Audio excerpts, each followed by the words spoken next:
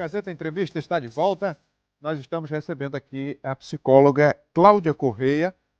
Nós vamos falar do Setembro Amarelo, que é uma iniciativa de várias instituições, nesse mês de setembro, que tratam da questão do suicídio, não é?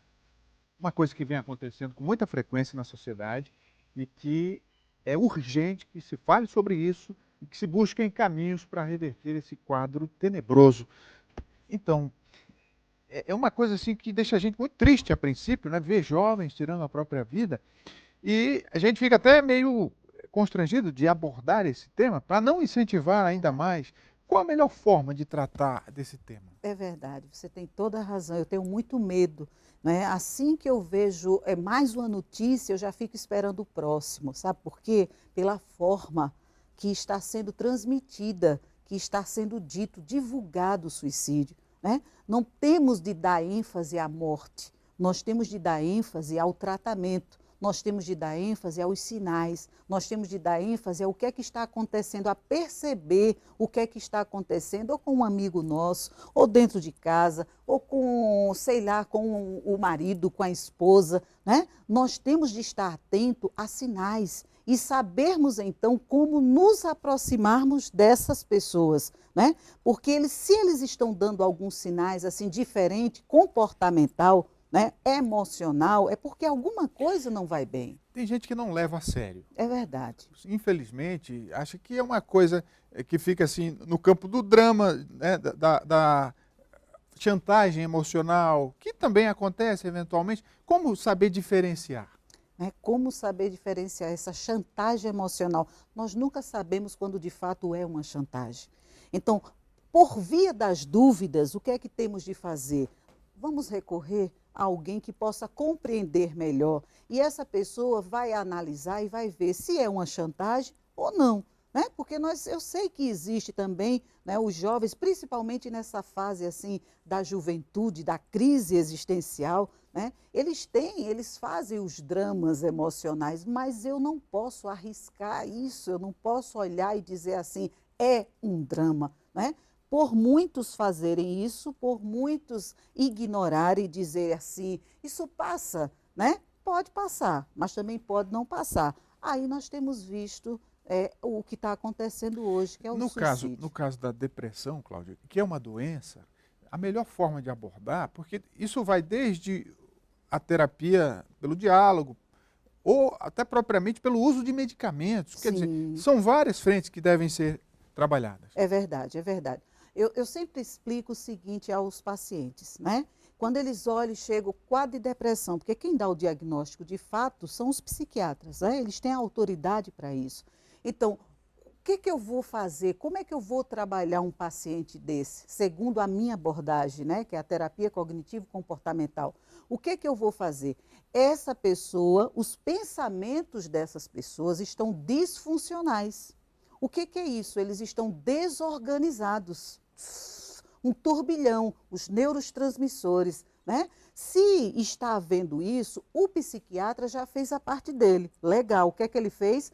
Usa estabilizadores para poder, deixa eu deixar ele aqui estável, o quadro. Os medicamentos. Os medicamentos. Entra a terapia, porque já que o quadro está estável, os neurotransmissores estão estáveis, eu vou entrar então para começar a organizar os pensamentos disfuncionais, que é aquela mistura toda que está na cabeça da pessoa. Eu não presto, eu não sou isso, eu não sirvo para nada. Está vendo? Tudo está acontecendo por causa de mim, porque se não fosse eu, o mundo seria melhor. Né? Então, esses pensamentos disfuncionais, eles precisam ser organizados. Então, é quando nós começamos a fazer com que eles coloquem para fora, a gente faz o enfrentamento com eles, mostra o que é real e o que não é real, o que é que a mente dele está criando, né?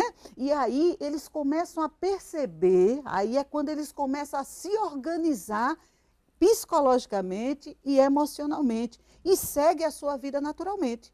Uma coisa que dá para observar é que há várias experiências, cada caso é um caso, mas, de maneira geral, pessoas enfrentam dificuldades, decepções, problemas do dia a dia e nem todas desenvolvem um quadro depressivo.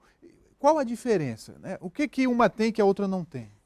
Aí é quando existem fatores. Pode existir fatores genéticos, né, biológicos, genéticos aí.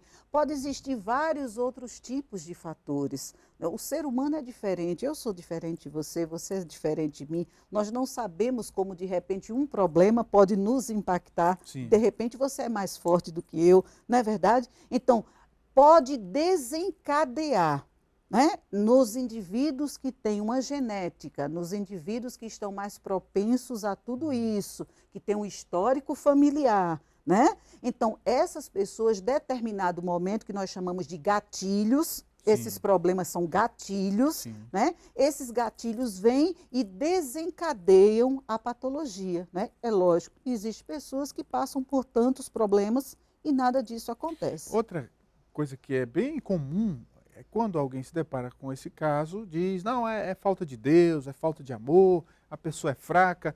O que eu acho que é uma abordagem que não acrescenta nada, né? Não ajuda em nada. Não ajuda em nada, né? Você só está piorando a situação. Né? Nunca julgue a pessoa dizendo que é porque ele não tem fé, que é porque ele não tem Deus, que é porque ele não tem uma religião, que é porque não faça isso. Você está lidando com uma pessoa que emocionalmente, psicologicamente não está bem. Ele está dando sinal, porque fulano é fraco. E, de repente, se for você mais tarde que demonstrar alguma fraqueza. Não é verdade? É que todos nós temos nossas fraquezas. Todos nós temos as nossas fraquezas, nós temos nossos limites. Né? Então, jamais possamos abrir as nossas bocas e dizer isso.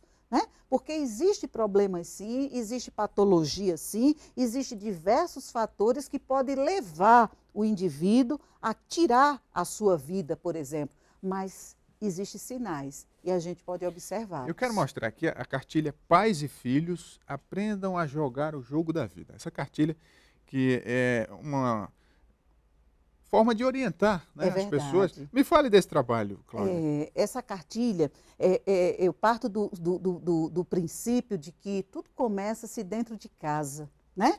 Então, como é que está o diálogo?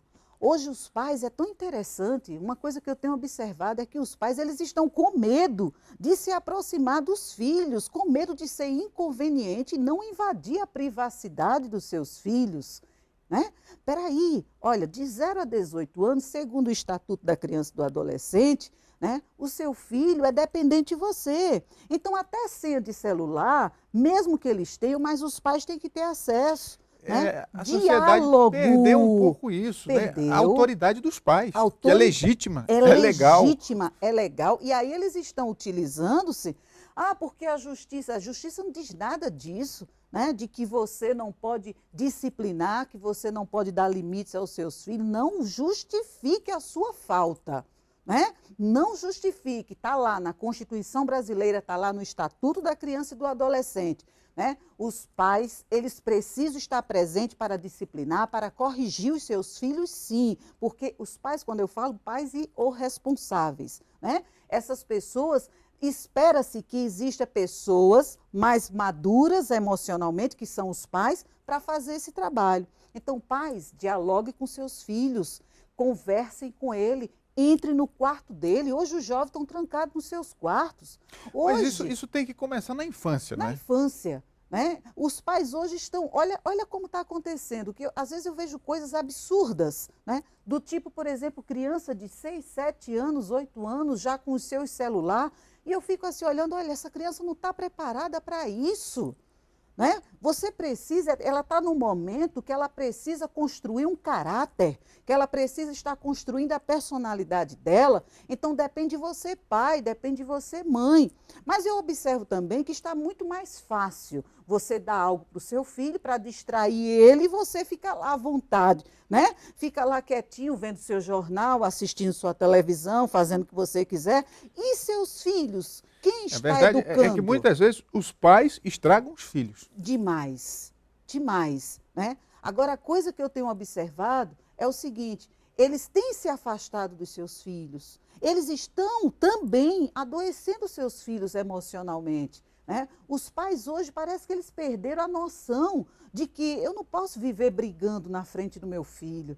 Se eu tenho algum problema com a minha esposa, com meu marido, com meu amigo, com minha amiga, eu tenho que fazer isso, mas não na presença deles, e eles também não podem ouvir. Então, os pais hoje, eles estão também contribuindo para o adoecimento emocional. E essa cartilha fala sobre isso também. Cláudia, eu quero encerrar falando da agenda do Setembro Amarelo. São várias Opa! atividades. O que você pode nos dizer? Opa, olha, sábado nós já tivemos no shopping, foi maravilhoso, né? Estávamos no shopping, nós temos essa parceria também com o shopping. Ele abriu as portas e permitiu que a equipe Setembro Amarelo fosse falar de vida, né? Nós estávamos lá falando de vida para as pessoas e convidando porque quarta-feira agora vamos estar no Ministério Público, começa o primeiro seminário de saúde mental, né? A procuradora Gilceli Evangelista, ela está de parabéns pela iniciativa, né? Então começa agora, quarta-feira, tá certo? E no mesmo dia vai ser o lançamento da cartilha, eu vou estar falando também sobre o que leva uma pessoa ao suicídio, né? E fazendo o lançamento da cartilha. E já no dia 20, e já na sexta-feira agora nós vamos para a rua. E aí nós não vamos falar de morte não, viu? Nós vamos estar falando de vida e vamos estar com vários cartazes dizendo, inclusive, como é que você pode falar com as pessoas, ensinar as pessoas sobre como é que você pode se aproximar do outro para ajudar o outro, para detectar algum sinal no outro e a gente correr. Porque nós temos de correr, a gente não pode só ficar culpando. É muito fácil a gente viver culpando o governo, culpando o Estado, culpando isso. É a nossa parte. É verdade. Cláudia Correia, psicóloga, muito obrigado pela vinda. Muito obrigada também, viu? Prazer muito grande estar aqui com você. Prazer nosso, sempre recebê-la aqui. Tá bom. A gente faz um intervalo agora, daqui a pouco voltamos com o Gazeta Entrevista. É só um instante, até já.